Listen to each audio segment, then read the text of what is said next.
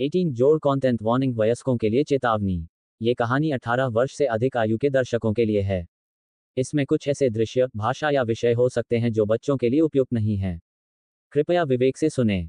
कहानी की प्रकृति एक काल्पनिक कथा है। इसमें प्रस्तुत सभी पात्र, घटनाएं और स्थान पुनर्तः लेखक की कल्पना का परिणाम हैं। इनका किसी भी वास्तविक व्यक्ति, जाति, संस्कृति, समाज या धर्म से कोई संबंध नहीं है। इस कहानी का उद्देश्य केवल मनोरंजन है। हमारा किसी की धार्मिक, सामाजिक या सांस्कृतिक भावनाओं को आहत करने का कोई इरादा नहीं है। यदि किसी श्रोता को इस कहानी का कोई अंश अनुचित या असंगत प्रतीत हो, तो कृपया इसे एक काल्पनिक और मनोरंजनात्मक रचना के रूप में लें। इस कहानी का पूरा श्रेय हॉरर तले एफएम चैनल को जाता है। हम आशा करते हैं कि आपको ये पसंद आएगा। काली पहाड़ी का दरवाजा, अंधेरा, इतना गहरा कि हाथ आंखों के सामने रखने पर भी दिखाई न दे। रुद्र बिल्कुल स्थिर खड़ा था। उसने अपनी सांस रोक ली। अंधेरे में देखने से ज्यादा जरूरी था सुनना। पीछे धीमे, भारी कदम, ग्रेवकीपर, आगे हल्की सी हंसी। वो बच्चा, और बीच में वह खुद। उसने धीरे से अपनी प्राण ऊर्जा फैलानी शुरू की। यह कोई हमला नहीं था, बल्कि एक अदृश्य स्पर्श जैसा था, जिससे वह आसपास की चीजों की मौजूदगी महसूस कर सकता था। बाईं ओर दीवार, दाईं ओर टूटी रेलिंग, फर्श पर कांच। और ठीक 3 कदम सामने वो बच्चा खड़ा था। अचानक गुब्बारे के रगड़ने की आवाज आए। ची, जैसे नाखून कांच पर खींच दिए गए हों। बच्चे ने फुसफुसाया। आप भाग क्यों नहीं रहे? रुद्र ने शांत स्वर में कहा। क्योंकि तुम मुझे भागने नहीं दोगे। कुछ सेकंड की चुप्पी। फिर बच्चा हंसा। वह हंसी मासूम नहीं थी, उसमें एक अजीब परिपक्वता थी, जैसे कोई बूढ़ा आदमी बच्चे की आवाज में हंस रहा हो। सही जवाब। अचानक गलियारे के दूर वाले छोर पर हल्की नीली रोशनी जली। बस उतनी की आकृतियां छाया बनकर दिखने लगे। रुद्र ने देखा। ग्रेवकीपर रुक गए थे। वे बच्चे से करीब 10 कदम दूर खड़े थे, लेकिन आगे नहीं बढ़ रहे थे, जैसे कोई अदृश्य सीमा हो। रुद्र के दिमाग में तुरंत एक विचार चमका। वे इससे बच रहे हैं। इसका मतलब साफ था, ये बच्चा उनसे भी खतरनाक हो सकता है। बच्चे ने सिर टेढ़ा किया। आप समझदार हैं, इसलिए अभी तक जिंदा हैं। रुद्र ने पूछा, तुम क्या हो? बच्चे ने तुरंत जवाब नहीं दिया। उसने गुब्बारा छोड़ दिया, लेकिन गुब्बारा ऊपर नहीं गया। वो हवा में वहीं रुक गया, फिर धीरे धीरे खुद घूमने लगा, जैसे कोई उसे पकड़े हो, जबकि वहां कोई नहीं था। बच्चा बोला, मैं यहां रहता हूं। नाम? कुछ पल चुप्पी, फिर, लोग मुझे दरवाजे वाला कहते थे। रुद्र की भौं हल्की से कुड़ी। दरवाजा? बच्चे ने पीछे की ओर इशारा किया। रुद्र ने मुड़कर देखा, और पहली बार उसे एहसास हुआ, गलियारे की दीवार पर एक दरवाजा था। लेकिन वो सामान्य दरवाजा नहीं था, पूरी तरह काला। उस पर कोई हैंडल नहीं, कोई ताला नहीं, बस लकड़ी पर उभरे हुए सैकड़ों छोटे हाथों के निशान, जले हुए, जैसे किसी ने अंदर से निकलने की कोशिश की हो। रुद्र ने धीरे से पूछा, ये पहले यहां नहीं था, है ना? बच्चा मुस्कुराया, ये हमेशा यहीं था, बस हर किसी को दिखाई नहीं देता। पीछे खड़े ग्रेवकीपर हल्के हल्के कांपने लगे। उनकी दूधिया आंखें अब दरवाजे पर थीं। पहली बार रुद्र ने उनमें डर जैसा कुछ देखा। बच्चा बोला, आपने एक दुल्हन को मुक्त किया, इसलिए ये जाग गया। यह क्या है? बच्चे की मुस्कान गायब हो गई। उसकी आवाज अब फुसफुसाहट में बदल गई। ये रास्ता है जहां अधूरी मौतें जाती हैं। रुद्र के शरीर में ठंडक उतर गई। अचानक दरवाजे के उस पार से आवाज आई, थक, जैसे किसी ने अंदर से थपकी दी हो। फिर थक थक, फिर कई थक थक थक थक। रुद्र का गला सूख गया। अंदर कितने हैं? बच्चे ने धीरे से कहा। गिनती किसी ने नहीं की। एक लंबी दरार दरवाजे पर उभरी, जैसे लकड़ी सांस ले रही हो। रुद्र ने तुरंत नजर हटाई। इसे खोलना नहीं चाहिए। बच्चे ने उसे देखा। आप पहले ही खोल चुके हैं। उसी पल रुद्र के सिस्टम में तेज झटका महसूस हुआ। New location registered. Black hill gate, hidden quest triggered, seal the gate. Reward, failure, catastrophic event. Rudra की आंखें सिकुड़ गईं। सील करूं? कैसे? उत्तर नहीं मिला। सिस्टम शांत हो गया। पीछे खड़े ग्रेवकीपर अचानक एक साथ घुटनों पर गिर गए, जैसे किसी भारी दबाव ने उन्हें झुका दिया हो। बच्चा धीरे धीरे दरवाजे के पास गया। उसने अपनी छोटी हथेली उस पर रखी। थक थक की आवाज बंद हो गई। पूरी बिल्डिंग में एक पल के लिए सन्नाटा छा गया। फिर उसने कहा, मैं इसे ज्यादा देर रोक नहीं सकता। रुद्र ने पूछा, तुम मेरी मदद क्यों कर रहे हो? बच्चा कुछ देर सोचता रहा, फिर बोला, क्योंकि चूहे बिल्ली का खेल मुझे पसंद है। अचानक रुद्र को एक और मौजूदगी महसूस हुई, लेकिन इस बार न आगे न पीछे। ऊपर। उसने सिर उठाया। छत पर काले दाग फैल रहे थे, जैसे पानी रिस रहा हो, लेकिन वो पानी नहीं था, वो परछाइयां थीं। और वे नीचे टपकने लगीं। पहली बूंद फर्श पर गिरी, और तुरंत एक हाथ का आकार बन गया। फिर दूसरी, फिर तीसरी। कुछ ही सेकंड में फर्श पर दर्जनों काले हाथ रेंग रहे थे। बच्चा फुसफुसाया, वे जाग रहे हैं। ग्रेवकीपर पीछे हटने लगे। रुद्र ने गंडासा उठाया। इनसे लड़ सकता हूं। बच्चे ने सीधे उसकी आंखों में देखा और पहली बार उसके चेहरे पर डर साफ दिखा। इनसे नहीं, इनसे सिर्फ भागा जाता है। उसी पल काला दरवाजा भीतर की ओर हल्का सा खुला, बस 1 इंच, लेकिन उस 1 इंच की दरार से जो हवा बाहर आए वो सड़ांध नहीं थी, वो मौत की गंध थी। और उस अंधेरे में कुछ विशाल हिला, इतना विशाल कि दरवाजा छोटा लगने लगा। रुद्र की पकड़ गंडासे पर कस गई। उसने महसूस किया, ये तो बस शुरुआत है। रुद्र को सबसे पहले गंध आई। वह गंध इतनी हल्की थी कि अगर कोई सामान्य व्यक्ति वहां खड़ा होता तो शायद उसे महसूस भी नहीं करता, लेकिन रुद्र अब सामान्य नहीं रहा था। पिछले कुछ घंटों में उसके अंदर कुछ बदल गया था, जैसे उसकी इंद्रियां तेज हो गई हों, जैसे दुनिया की परतें अब पहले से ज्यादा साफ दिखाई देने लगी हों। ये गंध सड़ी हुई मिट्टी और पुराने लोहे की मिली जुली थी, और उसके पीछे एक और गंध छिपी थी, ताजे खून की। वह धीरे धीरे पलटा, वह वहां से निकल और दरवाजा बंद कर दिया, सीढ़ियों के उस अंधेरे हिस्से की तरफ जहां बल्ब कुछ मिनट पहले ही बुझ गया था। वहां कुछ नहीं दिख रहा था, लेकिन कुछ नहीं भी कभी कभी सबसे डरावनी चीज होती है। ऊपर की मंजिल से हल्की सी खट खट की आवाज आई, जैसे कोई नंगे पैर धीरे धीरे चल रहा हो। रुद्र ने गंडासे की पकड़ कस ली। उसका हाथ ठंडा था, लेकिन हथेलियों में पसीना था। उसने अपने आप को याद दिलाया, डरना मना है, डरोगे तो मरोगे। उसने धीरे से आवाज लगाई, कौन है? कोई जवाब नहीं, बस वही खट खट।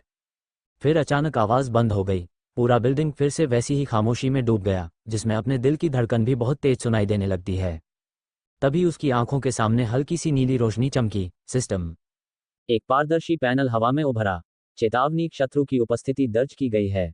दूरी लगभग 12 मीटर। स्थिति छिपा हुआ। रुद्र का गला सूख गया। 12 मीटर, मतलब वो चीज बहुत दूर नहीं थी। उसने सीढ़ियों की तरफ देखा। ऊपर अंधेरा था, नीचे अंधेरा था, बीच में सिर्फ वह खड़ा था, एक इंसान जिसके पास एक हथियार था और 1 साल की जिंदगी। लेकिन उसके अंदर कहीं एक और भावना उठ रही थी, जिज्ञासा। अगर वह भाग जाता तो शायद बच सकता था, कुछ समय के लिए, लेकिन सिस्टम ने साफ कहा था, जिंदगी बढ़ाने का एक ही तरीका है, शिकार करो। उसने धीरे से पहला कदम ऊपर रखा। सीढ़ी ने कर की आवाज की। वह रुक गया। फिर दूसरा कदम, तीसरा। हर कदम के साथ उसे ऐसा लग रहा था जैसे अंधेरा उसे देख रहा हो, जैसे दीवारों में आंखें हों। पहली मंजिल का गलियारा सामने था। दरवाजे बंद थे, कुछ पर ताले लगे थे, कुछ आधे खुले थे, जैसे लोग जल्दी में भागे हों। एक दरवाजे के बाहर बच्चों की छोटी सी चप्पल पड़ी थी। रुद्र का दिल हल्का सा डूबा। यहाँ कभी लोग रहते थे, हंसी होती होगी, टीवी की आवाज आती होगी। अब सिर्फ सन्नाटा था। तभी दाईं तरफ के एक खुले दरवाजे से हल्की सी फुसफुसाहट आए, जैसे कोई बहुत धीरे धीरे रो रहा हो। रुद्र दरवाजे के पास गया। उसने अंदर झांका। कमरा लगभग खाली था।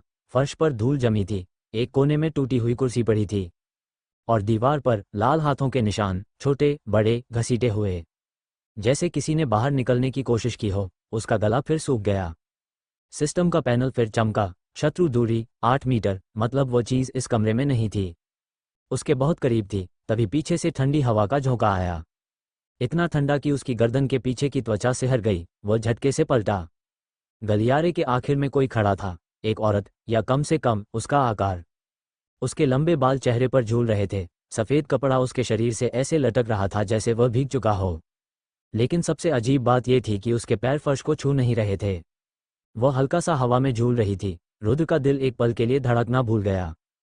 फिर सिस्टम की आवाज आई, लक्ष्य पहचाना गया, प्रकार बंधी हुई आत्मा, खतरे का स्तर मध्यम। मध्यम, ये शब्द सुनकर उसके अंदर थोड़ी हिम्मत आए। अगर यह मध्यम है तो शायद वो कर सकता है। उसने गंडासा थोड़ा ऊपर उठाया। औरत हिली नहीं, बस खड़ी रही। फिर धीरे धीरे उसका सिर उठा। बालों के पीछे से 2 काली गहरी आंखें दिखीं। उनमें कोई चमक नहीं थी, बस खालीपन। फिर उसका मुंह खुला और एक अजीब सी आवाज निकली, जैसे कई लोग एक साथ फुसफुसा रहे हों। तुम देख सकते हो मुझे? रुद्र ने जवाब नहीं दिया। वह धीरे धीरे आगे बढ़ा। हर कदम नापा हुआ। उसने सिस्टम से पूछा, कमजोरी? कुछ सेकंड चुप्पी रही। फिर शब्द उभरे, सिर और हृदय क्षेत्र पर प्रहार प्रभावी होगा। निकट दूरी की लड़ाई की सिफारिश। निकट दूरी मतलब उसे बहुत पास जाना होगा। उसने गहरी सांस ली और कदम तेज कर दिए, बस 3 मीटर, 2 मीटर। और तभी औरत का शरीर अचानक झटके से मुड़ा। इतनी तेज कि आंखें उसका पीछा नहीं कर पाईं। अगले ही पल वह उसके सामने थी। उसका चेहरा अब बिल्कुल पास था। त्वचा फटी हुई, होंठ नीले और आंखों के नीचे काले गड्ढे। उसके मुंह से सड़ांत की गंध आ रही थी। क्यों आए हो? उसने फुसफुसाया। रुद्र ने जवाब दिया, जिंदा रहने के लिए, और गंडासा पूरी ताकत से घुमाया। हवा चिरी, लेकिन ब्लेड उसके आर पार निकल गया, जैसे वो धुआं हो। अगले ही पल उसके सीने पर किसी ने जोर से धक्का मारा। वो पीछे जा गिरा, गंडासा फर्श पर टकराया, उसकी सांस रुक गई। औरत अब उसके ऊपर झुकी थी, उसकी उंगलियां लंबी थीं, अस्वाभाविक रूप से लंबी। वे धीरे धीरे रुद्र के गले की तरफ बढ़ रही थीं। सिस्टम चमका। चेतावनी, जीवन ऊर्जा घट रही है। रुद्र ने झटके से गंडासा उठाया और इस बार सीधा उसके सिर की तरफ नहीं, बल्कि उस जगह पर वार किया जहां उसका शरीर सबसे ज्यादा ठोस दिख रहा था, गर्दन के नीचे। इस बार ब्लेड रुका, जैसे किसी कठोर चीज से टकराया हो। औरत चीखी, आवाज इतनी तीखी थी कि खिड़कियों के शीशे कांप गए। रुद्र ने मौका नहीं गंवाया, उसने फिर वार किया, फिर हर वार के साथ उसकी पकड़ मजबूत होती गई, और अचानक वो आकृति टूटने लगी। जैसे कांच पर दरारें पड़ती हैं, उसका शरीर टुकड़ों में बिखरने लगा और फिर काले धुएं में बदल गया। गलियारा फिर से खाली था, सिर्फ रुद्र की भारी सांसें बची थीं। कुछ सेकंड बाद सिस्टम चमका, लक्ष्य समाप्त, पुरस्कार, जीवनकाल जोड़ 3 महीने। कुल शेष जीवन 1 वर्ष 3 महीने। रुद्र फर्श पर बैठ गया। उसके हाथ कांप रहे थे, लेकिन उसके होठों पर हल्की सी मुस्कान आए। ये काम कर गया, वो सच में इसे मार सकता है। तभी सिस्टम में एक नया संदेश उभरा। नया मिशन उपलब्ध, स्थान काली पहाड़ी सोसाइटी का बेसमेंट। गत 10 वर्षों में 17 लापता, खतरे का स्तर उच्च। रुद्र ने धीरे से सिर उठाया। बेसमेंट, उसे अचानक याद आया, इस बिल्डिंग का बेसमेंट हमेशा बंद रहता था। लोग कहते थे वहां पानी भर जाता है, कुछ कहते थे आवाजें आती हैं। उसने अंधेरे की तरफ देखा, जहां नीचे जाने वाली सीढ़ियां थीं, और पहली बार उसे लगा कि शायद असली शिकार अभी शुरू हुआ है। रुद्र कुछ देर तक वहीं बैठा रहा। उसकी सांसें धीरे धीरे सामान्य हो रही थीं, लेकिन दिल अभी भी तेज धड़क रहा था। अभी कुछ मिनट पहले जो हुआ था, वह किसी बुरे सपने जैसा लग सकता था, अगर उसके सामने तैरता हुआ सिस्टम पैनल इस बात की गवाही न दे रहा होता कि सब सच था। उसने अपने हाथों की तरफ देखा, वे हल्के हल्के कांप रहे थे। डर से या उत्साह से, शायद दोनों से। उसने खुद से एक सवाल पूछा, क्या मैं अब लोगों जैसा नहीं रहा? और भीतर से एक शांत जवाब आया, नहीं, अब तुम शिकारी हो। गलियारे में फैली ठंडी हवा अब पहले जितनी भयावह नहीं लग रही थी, बल्कि उसमें एक अजीब सी स्पष्टता थी, जैसे उसकी इंद्रियां इस अंधेरे की आदी होने लगी हों। तभी सिस्टम फिर चमका, पहली आत्मा के विनाश पर बोनस सक्रिय। नई क्षमता अनलॉक, संवेदन दृष्टि। रुद्र की भौहें सिकुड़ गईं। सक्रिय करो, उसने धीरे से कहा। अगले ही पल उसकी आंखों के सामने दुनिया बदल गई। गलियारे की दीवारें अब वैसी नहीं दिख रही थीं। जहां पहले सिर्फ पुराना पेंट और दरारें थीं, वहां अब हल्की हल्की काली लकीरें रेंगती नजर आ रही थीं, जैसे धुआं दीवारों के भीतर बह रहा हो। कुछ जगहों पर वह धुआं ज्यादा गाढ़ा था, एक दरवाजे के पास तो लगभग जम सा गया था। सिस्टम ने तुरंत जानकारी दी, नकारात्मक ऊर्जा के अवशेष। हाल ही में सक्रिय आत्मा का प्रभाव। रुद्र धीरे धीरे खड़ा हुआ। उसने महसूस किया कि उसका शरीर पहले से हल्का लग रहा है, जैसे थकान उतनी गहरी नहीं रही। क्या यह उन 3 महीनों का असर था, या सिस्टम शरीर को भी बदल रहा था? उसने गंडासा उठाया और सीढ़ियों की तरफ देखा। नीचे, बेसमेंट। उच्च खतरा। सामान्य इंसान होता तो शायद सुबह होने का इंतजार करता, लेकिन रुद्र जानता था, डर से भागना अब विकल्प नहीं था। और सच कहें तो उसके भीतर एक अजीब सी खिंचाव भी थी, जैसे अंधेरा उसे बुला रहा हो। वो सीढ़ियों की तरफ बढ़ा। पहला कदम नीचे रखते ही तापमान बदल गया। ऊपर की मंजिल ठंडी थी, लेकिन यहाँ ये ठंड अलग थी, भारी, गीली, जैसे हवा में पानी घुला हो। नीचे से एक बदबू उठ रही थी, सड़ी हुई चीज़ों की, फफूंदी की, और कुछ ऐसा जिसकी पहचान उसका दिमाग नहीं करना चाहता था। हर कदम पर सीढ़ियां हल्की सी कराहती। नीचे पहुंचते पहुंचते ऊपर की रोशनी पूरी तरह गायब हो गई। अब सिर्फ अंधेरा था। रुद्र ने मोबाइल निकाला और टॉर्च ऑन की। पीली रोशनी ने एक संकरी जगह को उजागर किया। बेसमेंट उम्मीद से बड़ा था। कंक्रीट के मोटे खंभे, जिन पर काई जमी थी, फर्श पर जगह जगह पानी भरा था, और दीवारों पर पुराने नंबर लिखे थे, शायद पार्किंग स्लॉट। लेकिन सबसे अजीब बात यह थी, यहाँ कोई आवाज़ नहीं थी, बिल्कुल भी नहीं, यहाँ तक कि पानी की बूंद गिरने की भी नहीं। जैसे इस जगह ने ध्वनि को निगल लिया हो। सिस्टम अचानक चमका। चेतावनी, उच्च घनत्व की नकारात्मक ऊर्जा दर्ज। रुद्र ने टॉर्च घुमाए। रोशनी एक खंभे पर पड़ी, और वह जम गया। खंभे पर लंबी लंबी खरोंचें थीं, ऊपर से नीचे तक, जैसे किसी ने नाखूनों से कंक्रीट को नोच डाला हो।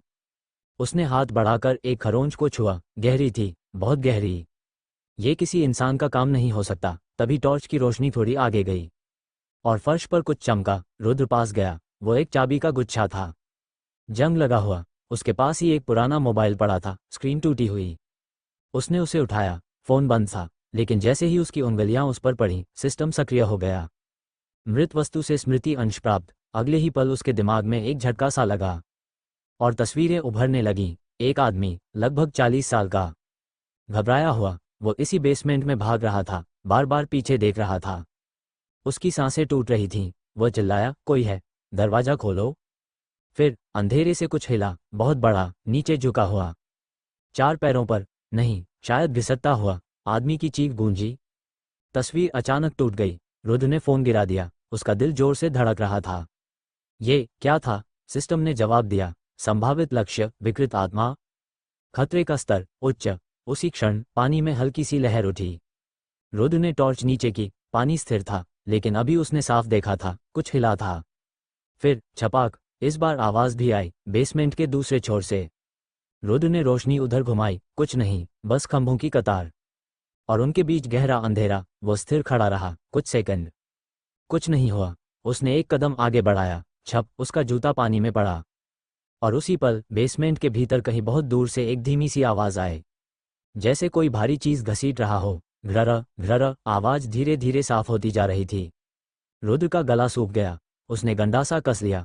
टॉर्च की रोशनी कांप रही थी, शायद उसके हाथ की वजह से।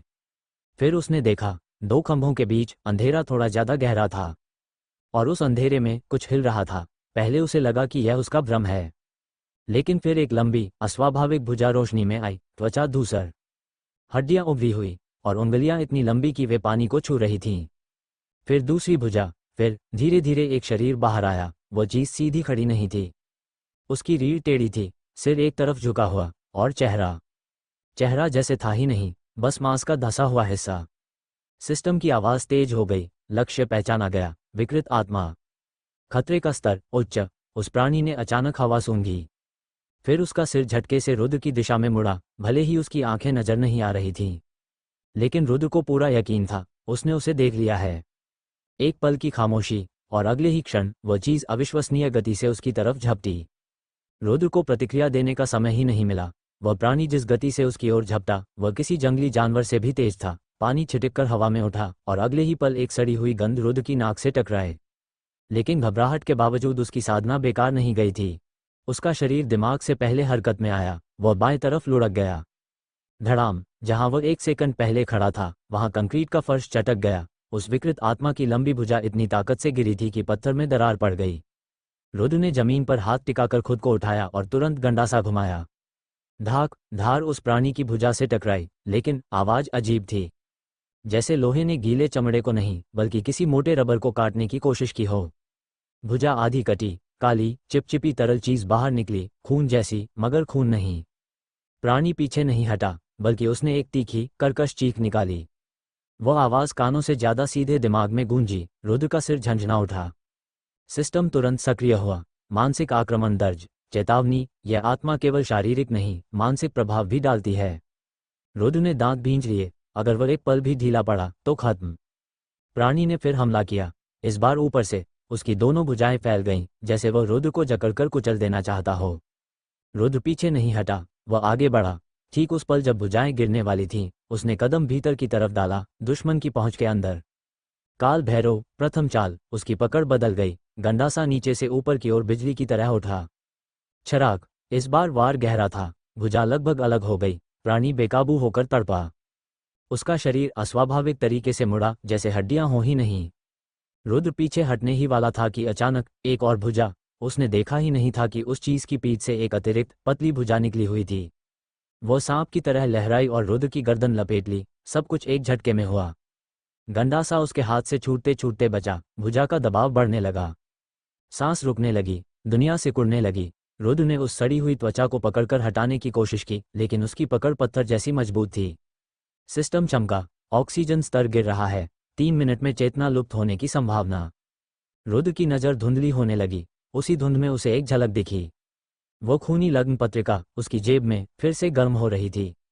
गर्मी बढ़ती गई, इतनी कि जैसे अंगारा रखा हो। अचानक उसके दिमाग में एक फुसफुसाहट गूंजी, मुलायम, स्त्री स्वर, मरना मत। रुद्र की आंखें फैल गईं। यह आवाज उस विकृत आत्मा की नहीं थी, यह अलग थी। ठंडी लेकिन अजीब तरह से जीवित। अगले ही पल पत्रिका जेब से खुद बाहर सरक आए। हवा के बिना भी उसके पन्ने फड़फड़ाने लगे और फिर उस पर लिखा उसका नाम हल्की लाल रोशनी में चमक उठा। प्राणी अचानक ठिठक गया। उसकी पकड़ ढीली पड़ी, जैसे किसी और ज्यादा खतरनाक उपस्थिति को महसूस कर लिया हो। रुद्र जमीन पर गिर पड़ा और हवा के लिए हौंफने लगा। वो समझ नहीं पाया कि अभी क्या हुआ, लेकिन मौका था। उसने बिना देर किए गंडासा उठाया। द्वितीय चाल।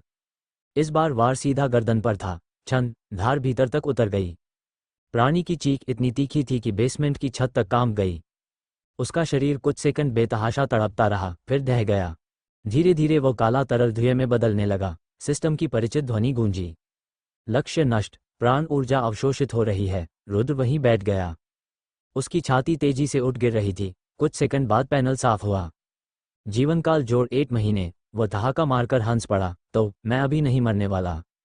लेकिन उसकी नज़र तुरंत उस पत्रिका पर गई। वो अब जमीन पर शांत पड़ी थी, जैसे कुछ हुआ ही ना हो। रुद्र ने उसे उठाया। कागज ठंडा था, मानो वो आग कभी लगी ही ना हो। उसने धीमे स्वर में कहा, अभी मेरी मदद किसने की?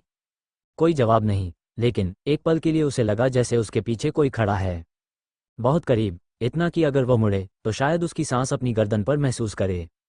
रुद्र ने धीरे धीरे पीछे देखा। कुछ नहीं, खाली बेसमेंट, टूटे खंभे, काला पानी। फिर भी अब वो पूरी तरह अकेला नहीं लग रहा था। सिस्टम अचानक फिर चमका। विशेष सूचना, प्रेत विवाह सक्रिय अवस्था में प्रवेश कर चुका है। दुल्हन ने वर को चिन्हित कर लिया है। रुद्र के होठों पर हल्की मुस्कान आई। तो तुम सच में हो? बेसमेंट की ठंडी हवा में कहीं बहुत हल्की पायल जैसी आवाज गूंजी और तुरंत गायब हो गई। रुद्र बेसमेंट से बाहर निकलते समय पहले जैसा नहीं रहा था। उसकी चाल धीमी थी, लेकिन उसमें अब एक अजीब सा आत्मविश्वास था, जैसे उसने अभी अभी मौत की आंखों में झांक कर वापस लौटने का फैसला किया हो। सीढ़ियां चढ़ते हुए उसने पीछे मुड़कर नहीं देखा। अनुभव ने उसे सिखा दिया था, कुछ जगहों को बार बार नहीं देखना चाहिए, वरना वे तुम्हें देखने लगती हैं। ऊपर की मंजिल पर पहुंचते ही उसे एहसास हुआ कि बिल्डिंग पहले से ज्यादा शांत है। ये सामान्य सन्नाटा नहीं था, यह वैसा सन्नाटा था जो तूफान से ठीक पहले आता है। उसने कमरे का दरवाजा खोला। दरवाजे की आवाज खाली गलियारे में गूंज गई। कमरे में कदम रखते ही उसकी नज़र सीधे उस लग्न पत्रिका पर गई जो अभी भी उसके हाथ में थी। वो कुछ सेकंड उसे घूरता रहा, फिर धीरे से बोला, आज तुमने मेरी जान बचाई।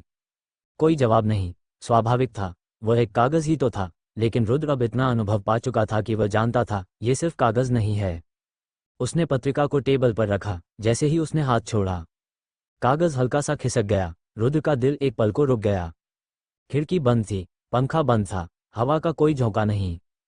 फिर भी पत्रिका उसकी तरफ घूम गई, धीरे धीरे, जैसे कोई अदृश्य उंगलियां उसे धकेल रही हों।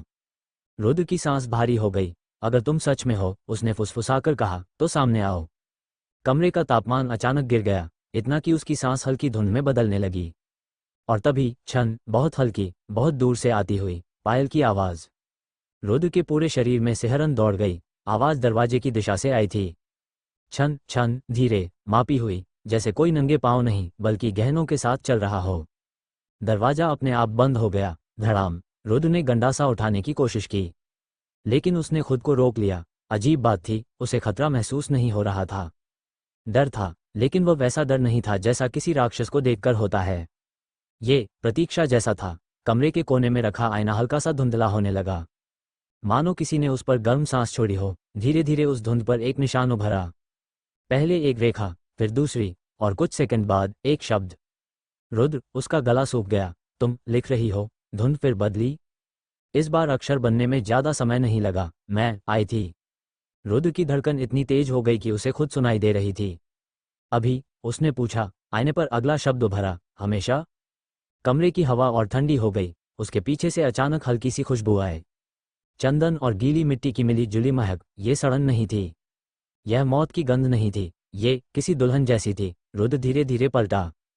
कोई नहीं, लेकिन फर्श पर धूल जमी थी, और उस धूल पर ताजे पैरों के निशान बन रहे थे। एक एक कदम, जैसे कोई अदृश्य स्त्री उसकी तरफ बढ़ रही हो। रुद्र स्थिर खड़ा रहा। पहली बार उसके भीतर शिकारी नहीं, एक आदमी जागा। उसके सामने कदम रुक गए। उनके बीच मुश्किल से 2 फीट की दूरी थी। उसकी सांस अटक गई। क्या तुम वही हो? कुछ सेकंड की खामोशी, फिर उसके कंधे पर कुछ बेहद ठंडा आकर टिका, जैसे बर्फ से बनी उंगलियां। रुद्र का शरीर जड़ हो गया। वह भाग सकता था, वार कर सकता था, लेकिन उसने कुछ नहीं किया। धीरे धीरे वो ठंडा स्पर्श उसकी गर्दन तक आया, और फिर एक बहुत हल्की फुसफुसाहट, इतनी पास की जैसे होंठ उसके कान को छू रहे हों। मेरे पति। उसकी रीढ़ में बिजली दौड़ गई। यह आवाज़ भयावह नहीं थी, ये खाली भी नहीं थी, उसमें एक गहरी, अंतहीन अकेलापन था। रुद्र ने मुश्किल से शब्द निकाले, तुमने मुझे क्यों चुना? कुछ पल तक कोई जवाब नहीं आया, फिर उसकी हथेली अपने आप उठी, जैसे किसी ने पकड़कर ऊपर की हो। उसकी उंगली में अचानक ठंडक महसूस हुई। रुद्र ने नीचे देखा, एक पतली, पुरानी चांदी की अंगूठी उसकी उंगली में थी। वो चौंक गया। ये कब? फुसफुसाहट फिर आई, अब तुम मेरे हो। रुद्र ने पहली बार हल्की मुस्कान दी, और तुम? कुछ सेकंड। फिर उसके सीने पर एक अदृश्य सिर टिक गया। वह वजन बहुत हल्का था, लेकिन एहसास बिल्कुल साफ, जैसे कोई सचमुच उससे लगकर खड़ा हो। मैं हमेशा से थी। उसकी आंखें अनायास नर्म हो गईं। तुम्हारा नाम? कमरा अचानक और ठंडा हो गया। आईने पर धुंध फिर उभरी, लेकिन इस बार अक्षर बनते ही मिट गए, जैसे कोई अदृश्य शक्ति उसे रोक रही हो। फुसफुसाहट बदली, अब उसमें चेतावनी थी। अभी नहीं। उसी पल सिस्टम चमका। चेतावनी, उच्च श्रेणी की सत्ता निकट है। रुद्र का चेहरा सख्त हो गया। यहाँ कोई और है। ठंडा स्पर्श तुरंत हट गया। पायल की आवाज़ तेजी से पीछे गई, छन छन छन, और अचानक रुक गई। दरवाजे के बाहर गलियारे में कुछ भारी घसीटने की आवाज़ आई, धीरे, जानबूझकर, जैसे कोई चीज़ जानती हो कि अंदर कौन है। सिस्टम की आवाज़ गूंजी, ध्यान दें, यह उपस्थिति दुल्हन से भी प्राचीन है। गलियारे में घसीटने की वह आवाज़ धीरे धीरे और साफ होती जा रही थी। घ्रर, जैसे कोई भारी चीज़ फर्श पर रेंगती हुई आगे बढ़ रही हो। रुद्र दरवाजे के सामने स्थिर खड़ा था। उसकी पकड़ गंडासे पर कस गई। अभी कुछ क्षण पहले जो ठंडा स्पर्श उसे घेरे हुए था, वह पूरी तरह गायब हो चुका था, लेकिन उसकी उंगली में पड़ी चांदी की अंगूठी अब भी बर्फ जैसी ठंडी थी। वह जा चुकी थी, या छिप गई थी। सिस्टम फिर चमका, चेतावनी, अत्यंत प्राचीन नकारात्मक ऊर्जा दर्ज। खतरे का स्तर, अज्ञात। अज्ञात, ये शब्द रुद्र को बिल्कुल पसंद नहीं आया। उच्च खतरा समझ आता है, मृत्यु का जोखिम भी समझ आता है, लेकिन अज्ञात, इसका मतलब होता है कि सिस्टम के पास भी पूरी जानकारी नहीं है। और जब सिस्टम अनजान हो, तब इंसान को और ज़्यादा सावधान होना पड़ता है। घसीटने की आवाज़ दरवाजे के ठीक बाहर आकर रुक गई। खामोशी, इतनी गहरी कि रुद्र को अपनी दिल की धड़कन भी भारी लगने लगी। धक धक धक, अचानक टक टक, दरवाजे पर दो हल्की दस्तक हुई। रुद्र की आंखें सिकुड़ गईं। ये हमला नहीं था, ये जैसे कोई अनुमति मांग रहा हो। फिर तीसरी दस्तक, इस बार थोड़ी धीमी, जिद्दी। रुद्र ने एक लंबी सांस ली। जो भी है, अंदर आने का इंतजार क्यों कर रहा है? उसी क्षण उसकी उंगली में पड़ी अंगूठी हल्की सी गर्म हुई, बहुत हल्की, जैसे किसी ने चेतावनी में छुआ हो। रुद्र ने समझ लिया, वो चीज़ बाहर है, और दुल्हन चाहती है कि वो दरवाजा न खोले। टक, इस बार दस्तक नहीं, दरवाजे के निचले हिस्से पर कुछ रगड़ा। धीरे धीरे, जैसे नाखून लकड़ी पर घिस रहे हों, एक पतली, कराहती आवाज़ निकली। रुद्र ने नीचे देखा। दरवाजे के नीचे की संकरी दरार से कुछ काला सा भीतर सरकने की कोशिश कर रहा था। धुआं नहीं, परछाई नहीं, कुछ और। वो तुरंत पीछे हट गया। सिस्टम चमका, सीमा उल्लंघन का प्रयास। ये सत्ता आम आत्माओं की तरह बाधाओं से नहीं रुकती। रुद्र के भीतर एड्रेनलिन दौड़ गया। अगर यह चीज़ कमरे में घुस आए, तो लड़ाई टाली नहीं जा सकेगी। दरवाजे के दूसरी तरफ अचानक एक आवाज़ आए, सूखी, बहुत बूढ़ी, जैसे किसी का गला सदियों से पानी न देख पाया हो। खोलो। रुद्र के शरीर में सिहरन दौड़ गई। वह आवाज़ इंसानी थी, लेकिन बिल्कुल जीवित नहीं। मैं जानता हूँ, वो अंदर है। रुद्र का दिल एक पल को रुक गया। क्या ये दुल्हन के बारे में कह रहा है? अंगूठी अचानक और गर्म हो गई। अब ये सिर्फ चेतावनी नहीं थी, ये बेचैनी थी, लगभग डर। रुद्र की भौहें सिकुड़ गईं। तुम उससे डरती हो? ये सोचते ही उसके भीतर कुछ बदल गया। जिस सत्ता से उसकी दुल्हन डरती है, वह साधारण नहीं हो सकती। दरवाजे के बाहर फिर आवाज़ आई, इस बार धीमी हंसी के साथ। छोटे साधक, उसे छिपा नहीं सकते, वह मेरी है। कमरे का तापमान अचानक गिर गया, लेकिन ये दुल्हन वाली ठंड नहीं थी, ये सड़ी हुई कब्र जैसी ठंड थी। रुद्र के भीतर गुस्सा उठ खड़ा हुआ। मेरी है, ये शब्द उसके कानों में गूंजा। उसने पहली बार जोर से कहा, यहाँ से चले जाओ। कुछ सेकंड की खामोशी, फिर दरवाजे के उस पार से एक लंबी सांस की आवाज़ आए, जैसे कोई लकड़ी की दरार से उसकी गंध सूंघ रहा हो। तुम अलग हो, और वापस आ गए हो, इसलिए उसने तुम्हें चुना। रुद्र का दिमाग तेजी से काम करने लगा। तो ये सत्ता दुल्हन को जानती है, शायद बहुत पहले से। अचानक धड़ाम, दरवाजे पर इतना जोरदार प्रहार हुआ कि पूरी चौखट कांप गई। लकड़ी चरमराई, दीवार से धूल झरने लगी। दूसरा प्रहार, और भी शक्तिशाली। सिस्टम चमका, संरचना क्षति 32%। तीसरा प्रहार, दरवाजे के बीचों बीच एक उभरी हुई आकृति दिखी। जैसे बाहर से कोई चेहरा लकड़ी पर दबा हो। धीरे धीरे लकड़ी फटने लगी और उस दरार से एक आंख दिखाई दी, धुंधली, सफेद, पुतली, लगभग गायब। वह आंख सीधे रुद्र को देख रही थी। रुद्र के हाथ खुद ब खुद गंडासा उठाने लगे। अगर दरवाजा टूटा तो वह पीछे नहीं हटेगा। उसी पल अंगूठी जल उठी। इस बार सचमुच रुद्र ने दर्द से दांत भींच लिए और अचानक उसके और दरवाजे के बीच हवा कांपने लगी, जैसे गर्मी में सड़क कांपती है। धीरे धीरे एक आकृति बनी, पहले धुंध, फिर एक पतली रूपरेखा। लंबे बाल, झुका हुआ सिर और लाल किनारी वाला घूंघट जो हवा न होने पर भी हल्का हिल रहा था। रुद्र की सांस अटक गई। वो पूरी तरह दिखाई नहीं दे रही थी। जैसे आधी इस दुनिया में, आधी कहीं और। दरवाजे के उस पार की आंख अचानक फैल गई। पहली बार डर उसमें दिखा। एक कराहती आवाज निकली, तुम जाग गई। कमरे का तापमान और गिर गया, लेकिन अब ये ठंड नहीं चुभ रही थी। ये संरक्षक दीवार जैसी लग रही थी। घूंघट वाली आकृति ने बहुत धीरे सिर उठाया। चेहरा अब भी साफ नहीं दिख रहा था, बस दो हल्की लाल चमकती बिंदु। जहां उसकी आंखें होनी चाहिए थीं, उसकी आवाज आई, बहुत धीमी, लेकिन आदेश जैसी, ये मेरा है। अगले ही पल दरवाजे के बाहर से एक भयावह चीख गूंजी। ऐसी चीख जो इंसान की नहीं हो सकती। कुछ भारी चीज तेजी से पीछे घसीटी गई। घ्रर, फिर सन्नाटा। पूरी बिल्डिंग जैसे राहत की सांस ले रही थी। आकृति कुछ सेकंड वहीं खड़ी रही, फिर धीरे धीरे रुद्र की ओर मुड़ी। उसका दिल इतनी तेजी से धड़क रहा था कि उसे लगा वो सुन लेगी। वो एक कदम करीब आई। रुद्र हिला नहीं, भागा नहीं, डरा जरूर था, लेकिन उससे ज्यादा खींचा हुआ था। ठंडा हाथ फिर उसके सीने पर आकर रुका। ठीक दिल के ऊपर। अब कोई तुम्हें मुझसे छीन नहीं सकता। उसके बाद पहली बार घूंघट थोड़ा सा उठा, बस एक पल के लिए। रुद्र ने जो देखा वह पूरा चेहरा नहीं था, बस असाधारण रूप से सुंदर ठुड्डी, हल्के लाल होंठ और मृत्यु जैसी पीली त्वचा। फिर घूंघट वापस गिर गया। अभी तुम्हारे देखने का समय नहीं आया। उसकी उंगली की अंगूठी धीरे धीरे ठंडी हो गई। आकृति पीछे हटने लगी। रुद्र से अचानक निकल गया, रुको। वो थम गई। कुछ सेकंड की खामोशी। फिर रुद्र ने धीमे स्वर में पूछा, तुम मेरी रक्षा क्यों करती हो? लंबा विराम, इतना लंबा कि लगा वह जा चुकी है। फिर फुसफुसाहट आई, क्योंकि तुमने मुझे स्वीकार किया था। पहली बार रुद्र की सांस थम गई और उसके गायब होने से ठीक पहले उसे एक आखिरी वाक्य सुनाई दिया, जल्द ही विवाह की रात आएगी। कमरा फिर खाली था, लेकिन अब रुद्र जान चुका था, यह सिर्फ शिकार और जीवित रहने की कहानी नहीं रही। यह एक बंधन की शुरुआत थी, एक ऐसा बंधन जिससे लौटना शायद संभव नहीं। तो दोस्तों, आज की कहानी यहीं समाप्त होती है। अगर आपको हमारी कहानी पसंद आई हो तो चैनल हॉरर तले एफएम को लाइक करें, सब्सक्राइब करें और बेल आइकन जरूर दबाएं ताकि हमारी अगली रोमांचक कहानियां आप तक सबसे पहले पहुंचें। आपका हर एक लाइक और सब्सक्राइब हमें और बेहतर कहानियां बनाने की ताकत देता है। आपके कीमती समय और प्यार के लिए दिल से धन्यवाद। जल्द मिलेंगे एक नई रहस्यमयी कहानी के साथ। तब तक खुश रहिए, सुरक्षित रहिए।